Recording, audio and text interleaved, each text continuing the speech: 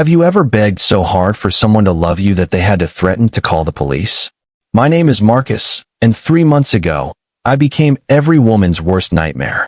Not because I hit her, not because I threatened her, but because I loved her so desperately that I turned into a predator without even realizing it.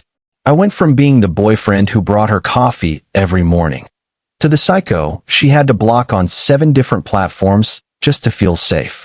And if you've ever felt that soul-crushing desperation that makes you do things you never thought you were capable of, buckle up. Because this story is about to rip your heart out. Because what I'm about to tell you isn't just about losing the girl I thought was the one. It's about losing myself completely, and what happened when I finally found the strength to look in the mirror. 3 months ago, Annabelle ended our 2-year relationship with 7 words that shattered my world. I think we should just be friends. But here's where it gets pathetic. Instead of walking away with dignity, I did what every nice guy does when faced with rejection. I panicked. Within 24 hours, I was on my knees, literally, in her apartment, begging her to reconsider. The tears, the promises to change, the desperate pleas. I can still see the look of pity and disgust in her eyes as she watched me fall apart. "Marcus, please don't do this," she said, backing away from me like I was some kind of predator. "We're done. I need space." But did I listen? Of course not. Because nice guys like me don't respect boundaries. We think love conquers all, right? We think if we just show enough emotion, enough vulnerability, she'll realize what she's losing. So the next day, I showed up at her workplace with a dozen red roses and a handwritten letter that took me 4 hours to write. For hours of pouring my heart onto paper, explaining why we belonged together, listing every memory we'd shared, every inside joke, every reason she should give us another chance. The security guard escorted me out. "Look, I know what you're thinking. Marcus, you absolute idiot. What were you expecting?" And you'd be right. But when you're in that headspace, when you're that desperate, logic doesn't exist. All that exists is this burning need to fix something that's already broken beyond repair. But that was just the beginning of my descent into nice guy hell. Over the next week, I sent her 47 text messages. I counted them. 47 desperate attempts to explain myself, to apologize, to beg for just one more conversation. Some were angry. Some were pathetic. Some were long essays about our relationship. Others were simple. "Please just talk to me." Her responses got shorter and shorter until they stopped completely. Then came the social media stalking. I'd refresh her Instagram every 5 minutes, analyzing every post, every story, looking for clues. Was she seeing someone else? Was she happy without me? When she posted a photo with her friends at dinner, I wrote a comment. "Hope you're having fun. We used to go there together, remember?" She deleted it within minutes. But here's where it gets really dark, and this is the part that still keeps me awake at night. I created a fake Instagram account. At Mike_outdoors23, complete with stolen photos of some random guy hiking. I followed her friends, her co-workers, even her sister. I was gathering intelligence like some kind of relationship terrorist. And then one night, scrolling through her stories at 2 a.m., I saw it. A photo of her laughing with some guy at a coffee shop. The same coffee shop where we had our first date. That's when I completely lost it. At 2:30 in the morning, I drove to her house. I sat in my car outside her apartment complex for 3 hours, just staring at her window, working up the courage to knock on her door. When the sun came up, I finally did it. I knocked, and knocked, and knocked. When she opened the door, she wasn't angry. She was terrified, standing there in her pajamas, phone already in her hand, probably with 911 pre-dialed. "Marcus, you need to leave. Now, or I'm calling the police." But I couldn't stop myself. The words just poured out. I saw the photo. With him. At our coffee shop. How could you move on so fast? What we had was real, Annabelle. You can't just throw that away for some random guy you barely know. I know you still love me. I can see it in your eyes. We can fix this. We can. Stop. Her voice cut through my rambling like a knife. "You're scaring me, Marcus. This isn't love. This is obsession. You need help." The door slammed in my face. Within an hour, I was blocked on everything. Instagram, Snapchat, Facebook, even LinkedIn. My number was blocked. I was completely cut off from the person who had been my entire world for 2 years. And that's when the real spiral began. I spent the next week in a haze of self-pity and cheap wine, replaying every conversation, every moment, every decision that led me to that door. My friends tried to reach out, but I was too ashamed to face them. Too ashamed to admit that I'd become that guy. The guy every woman fears. The guy who can't let go. But even hitting rock bottom wasn't enough to stop me from making one final, catastrophic mistake. 2 weeks later, I found her work email in the company directory online. And I wrote her one last message. The final apology. The one that would make her understand how sorry I was, how much I'd changed in just 2 weeks, how I was getting help and becoming a better man. It was 2,000 words long. I'm not exaggerating. 2,000 words of desperation disguised as personal growth. I hit send at 3 a.m. on a Tuesday, and then spent the next 72 hours checking my inbox every 10 minutes, waiting for her reply, waiting for forgiveness, waiting for a second chance. The reply never came, but something else did. 3 days later, my best friend George called me with news that shattered what was left of my dignity. Dude, I need to tell you something, and you're not going to like it. Annabelle contacted me. She's considering filing a restraining order. A restraining order. Against me. The guy who used to bring her soup when she was sick. The guy who drove 4 hours to surprise her on her birthday. The guy who thought he was being romantic. She asked me to talk to you, George continued, to make you understand that if you contact her again, in any way, she's going to the police. That phone call was the moment I realized I wasn't the protagonist of some romantic comedy. I wasn't the devoted boyfriend fighting for true love. I was the villain in someone else's story. I was the threat, the danger, the reason she probably changed her walking route to work and looked over her shoulder getting into her car. I want to tell you that this realization changed everything overnight. That I immediately saw the error of my ways and began my journey to redemption. But the truth is, I spent another week making excuses, telling myself she was overreacting, that she'd understand eventually, that love makes you do crazy things, and anyone in my position would have done the same. But then something happened that changed everything. I was at the grocery store, just trying to function like a normal human being, when I overheard 2 women talking in the produce section. He seemed like such a nice guy at first, one of them was saying. But after I broke up with him, he became this completely different person, showing up places I'd be, leaving gifts at my car, writing me these long emotional emails. It was terrifying. God, why do men do that? Her friend replied. Like, we're not playing hard to get. When we say it's over, it's over. But they always think they can change our minds with grand gestures and persistence. The worst part is, they genuinely believe they're being romantic. They think they're proving their love. But all they're proving is that they don't respect us enough to accept our decisions. I stood there, frozen, holding a bag of apples, as their words hit me like physical blows. They were talking about someone else, but they might as well have been describing me word for word. That night, I did something I hadn't done in months. I looked at myself, really looked at myself, in the mirror, and I didn't recognize the person staring back at me. When did I become this person? When did my love turn into something that made someone I cared about fear for their safety? When did I stop being Marcus and become just another story women tell each other as a warning? But here's what really broke me. I realized that everything Annabelle said was true. This wasn't love. It was possession. It was control. It was my inability to accept that someone I cared about had the right to choose not to be with me. The next few weeks were the darkest of my life. Not just because I'd lost Annabelle. I was finally starting to accept that, but because I had to face the kind of man I'd become. I started researching restraining orders online, reading women's stories about men who couldn't let go. The pattern was always the same. It starts with romantic gestures and ends with someone being afraid to leave their house. Was that me? Was I really just one step away from being a full-on stalker? I found forums where men shared their stories of losing control after breakups. And the comments were split into 2 camps. Those who justified the behavior. If she really loved you, she'd fight for the relationship too. And those who had learned from their mistakes and were working to become better men. I realized I was at a crossroads.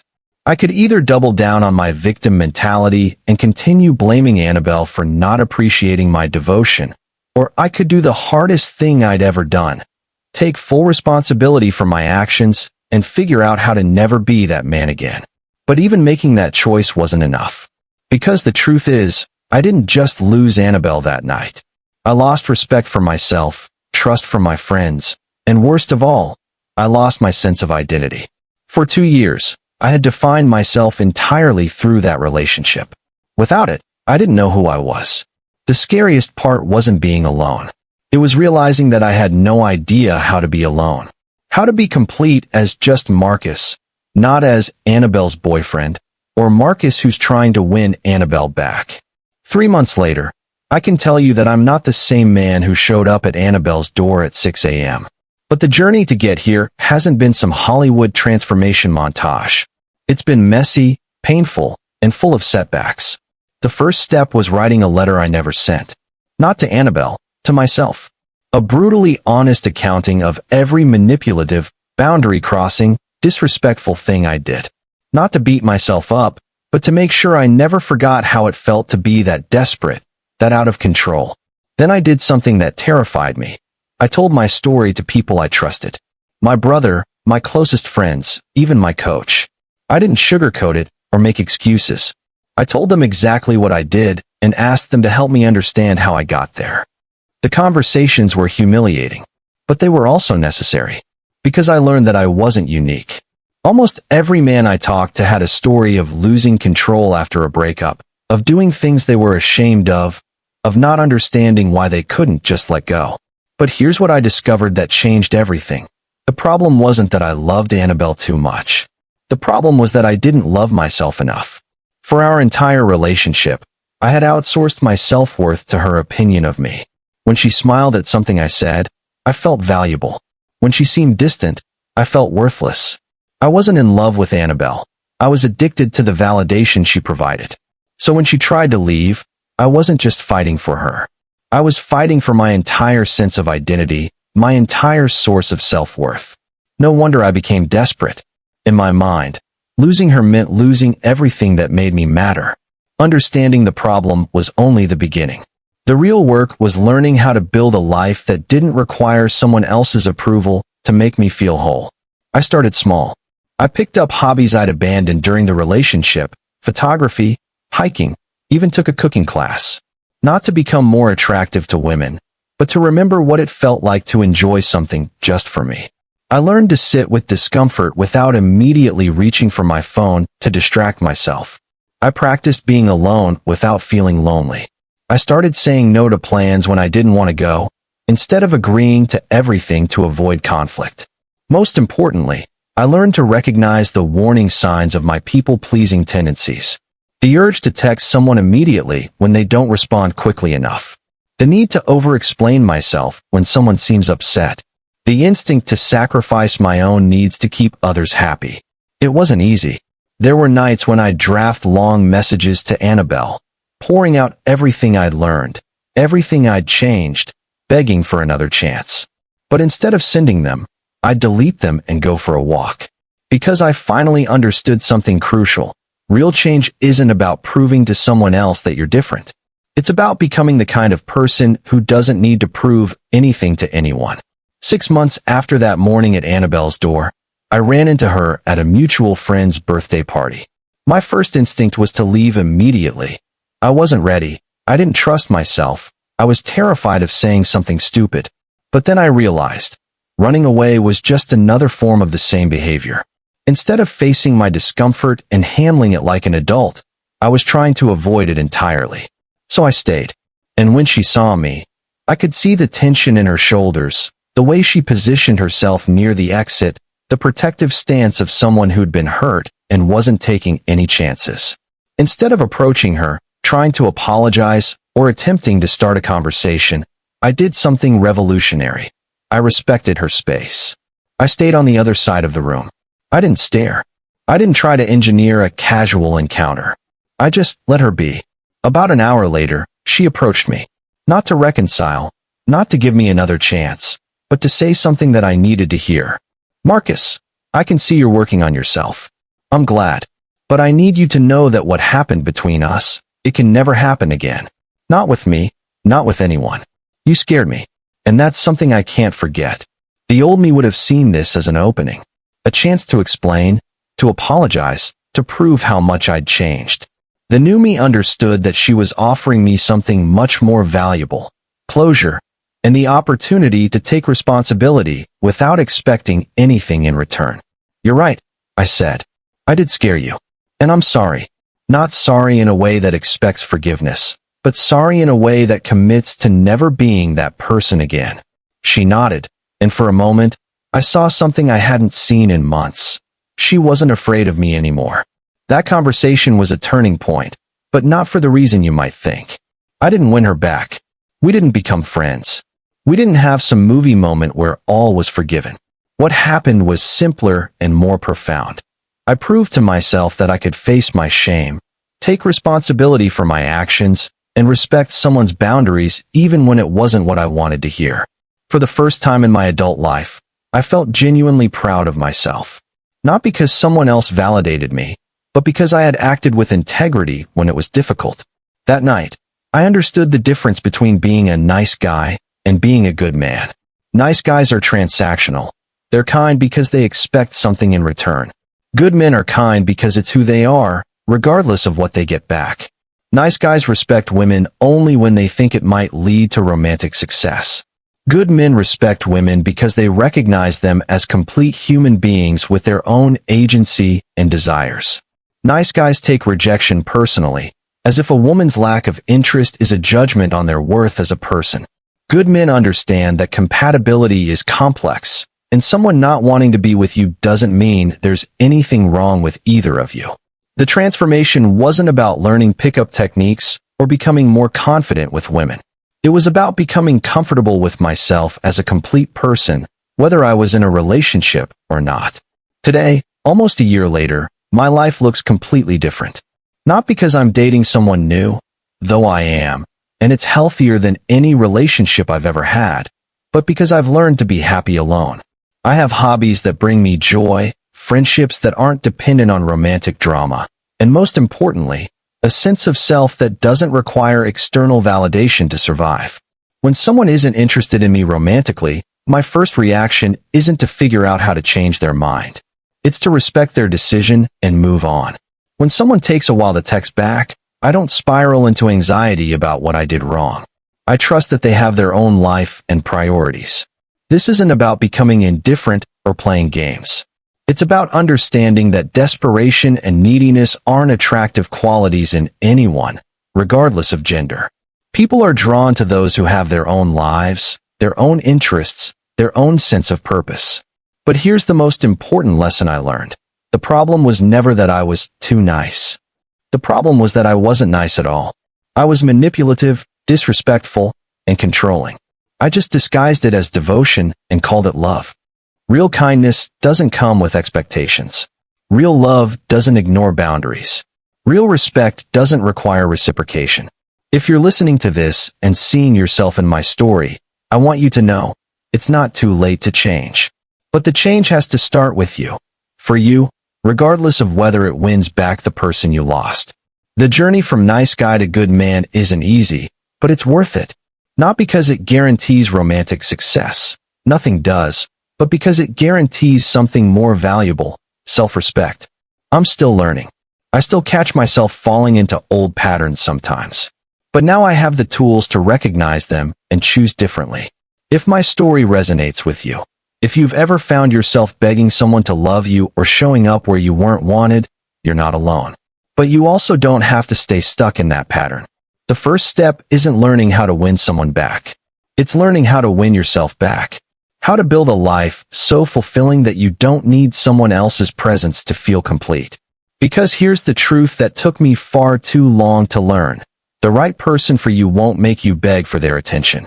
They won't need to be convinced of your worth. They'll see it, appreciate it, and choose to be with you freely.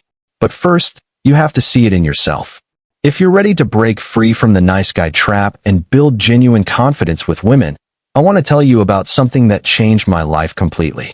It's called the Scrambler, And it's the only system that combines eliminating the nice guy behavior ingrained in so many of us with the most cutting-edge discoveries of modern psychology.